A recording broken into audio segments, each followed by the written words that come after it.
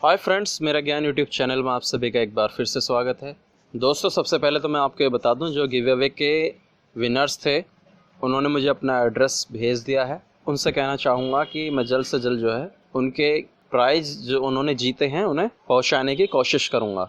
उसके बाद बात करते हैं दोस्तों कि रात मेरे एक व्यूवर ने मुझसे एक सवाल किया कि उनके लैपटॉप में कुछ दिक्कतें आ रही हैं, जैसे कि उनका लैपटॉप बार बार स्पीड बहुत स्लो हो जाती है और अगर कोई वो वीडियो चलाते हैं तो वो भी जो है अटक कर चल रही है और स्पीकर भी उनके सही से काम नहीं कर रहे हैं। इसके रिलेटेड उनसे रात काफ़ी देर तक बात हुई। मैंने उनकी हेल्प करने की कोशिश की व्हाट्सएप के ज़रिए, बट ऐसा नहीं हो पाया। मुझे लगता है कि उन्हें ज़्यादा जानकारी नहीं है कंप्यूटर के बारे में, तो चलिए कोई बात नहीं है। मैंने सोचा कि उनके लिए एक वीडियो बना देता हूँ मैं, जिससे उनको सही से समझ में आ जाए और वो सही ढंग से अपने कंप्यूटर की जो कमी है उसको दूर कर पाएँ। तो दोस्तों, उनकी जो प्रॉब्लम थी वो ये थी कि उनका जो कंप्यूटर का CPU यूजेस था वो 100% पर पहुंच रहा था, यानी जो उनका जो CPU था वो 100% वर्क में आ रहा था। दोस्तों, इस तरह की जो प्रॉब्लम होती है कि कंप्यूटर का स्लो चलना या वीडियो को अटक कर चलना या इस तरह की कोई और प्रॉब्लम आपके सामने आती है, तो इसके केवल दो ही कारण होते हैं। सबसे पहला कारण तो होता है कि आपकी जो रैम है वो पूरी तरह से यूज में आ रही है, यानी वो भी 100% यूज में आ रही है, या आपके कंप्यूटर की जो रैम है वो कम है। दोस्तों, दूसरा जो रीज़न है वो ये होता है, जैसे कि मैंने भी आपको बताया था कि जो CPU यूजेस 100% होता है तो तब भी इस तरह की आपको प्रॉब्लम देखने को मिल सकती हैं। अब बात करते हैं कि CPU यूजेस 100% होने का कारण क्या है। दोस्तों, कई बार क्या होता है कि हम जैसे कंप्यूटर पर काम करते हैं तो हम बहुत सारी एप्लीकेशंस अपने कंप्यूटर में काम करने के लिए खोलते हैं, लेकिन कुछ एप्लीकेशंस ऐसी होती हैं जिन्हें हम बंद करना भूल जाते हैं, तो वो बैकग्राउंड में चलती रहती हैं, जिससे CPU का यूज़ बढ़ता रहता है और आपका कंप्यूटर स्लो वर्क करता रहता है।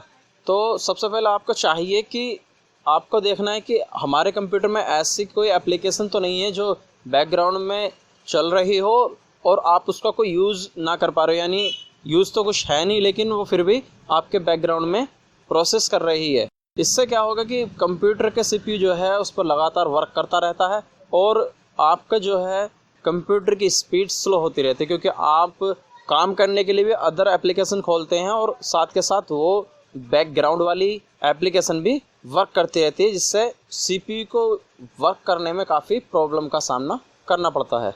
तो इस वीडियो में सबसे पहले हम ये बात करेंगे कि आप कैसे जानें कि बैकग्राउंड में कौन सी एप्लीकेशन रन हो रही हैं जो आपके काम में नहीं आ रही हैं, और उसके बाद हम बात करेंगे कि उन्हें किस तरह से बंद किया जाए।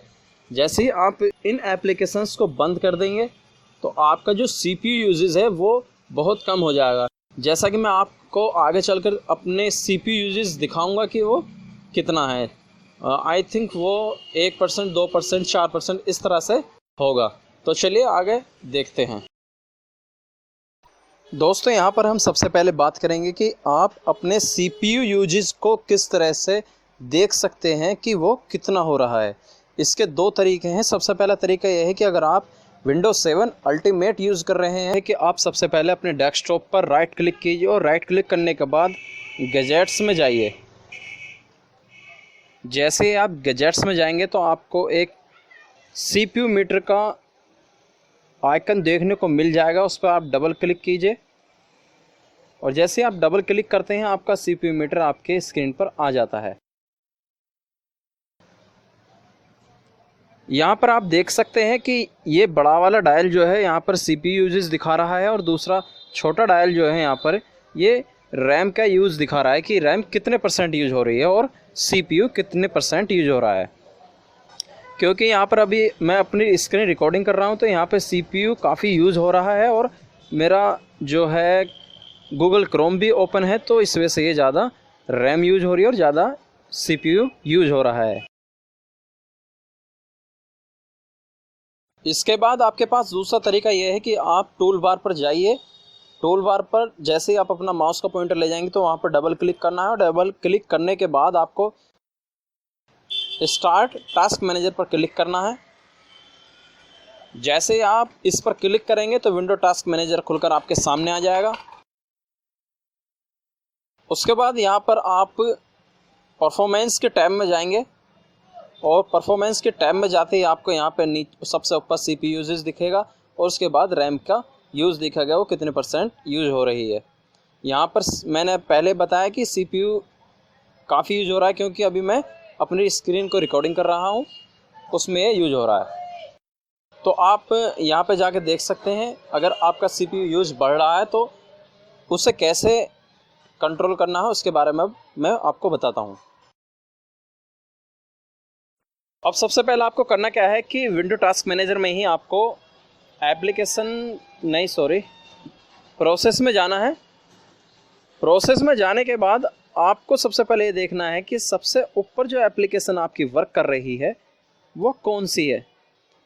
वो एप्लीकेशन वो है जिस पर आप वर्क कर रहे हैं, या वो है जो आपके बैकग्राउंड में प्रोसेस कर रही है, जिस पर आप काम तो कर नहीं रहे हैं लेकिन फिर भी वो बैकग्राउंड में चल रही है। अगर आपकी एप्लीकेशन ऐसे ही कि वो बैकग्राउंड में चल रही है जिस पर आप काम नहीं कर रहे, तो आप उस पर राइट क्लिक कीजिए और सेट एफिनिटी पर क्लिक कीजिए और उसके बाद यहाँ पर आपके 2 CPU वर्क कर रहे हैं। इसमें से आप किसी एक CPU को चेक ऑफ कर दीजिए और उसके बाद ओके करिए।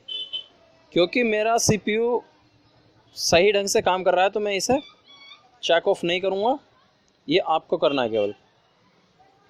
जैसे आप चेक ऑफ कर देंगे इसको तो आपका CPU यूजेज काफ़ी कम हो जाएगा। उसके बाद दूसरा तरीका भी है आपके पास CPU के यूज को कम करने का। वो क्या है अब हम बताते हैं आगे।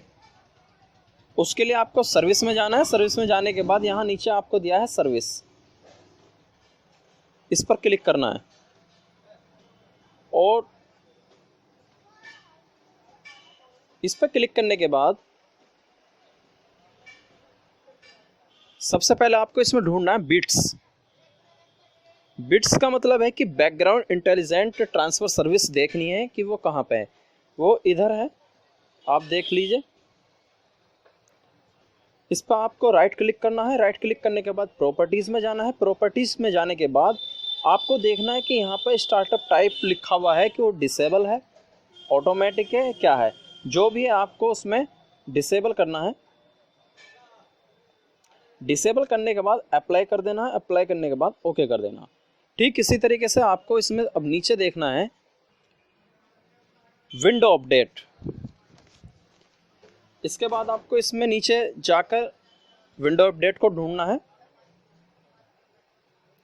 विंडो अपडेट आपको नीचे मिलेगी, यहाँ पर ये रही, आप इसे ढूंढ लेना।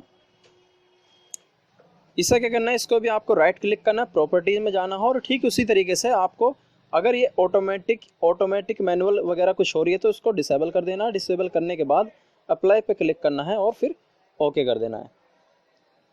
उसके बाद इसमें इसी लिस्ट में आपको ढूंढना है सुपरफैच। सुपरफैच आपको ऊपर की तरफ मिल जाएगा, ये रहा यहाँ पे। इसमें ठीक उसी तरीके से करना है। प्रॉपर्टी में जाने के बाद इसको डिसेबल कर देना है। डिसेबल करने के बाद अप्लाई पे क्लिक करके ओके कर देना है। और उसके बाद लास्ट में आपको देखना है विंडो डिफेंडर। विंडो डिफेंडर आपको कब देखना है, अगर आपके पीसी में कोई अदर से अलग से कोई एंटीवायरस पड़ा हुआ है तो आप विंडो डिफेंडर को डिसेबल कर सकते हैं, उसे बंद कर सकते हैं। इससे आपके CPU का यूज़ जो है वो काफ़ी कम हो जाएगा। तो वो भी आपको इसी में मिल जाएगा। विंडो डिफेंडर नीचे मिलेगा, विंडो अपडेट के आसपास विंडो डिफेंडर, ये रहा विंडो डिफेंडर। यहाँ पर भी आपको वही करना है, प्रॉपर्टीज़ में जाना है। प्रॉपर्टीज़ में जाने के बाद डिसेबल करना है और अप्लाई करके ओके कर देना है।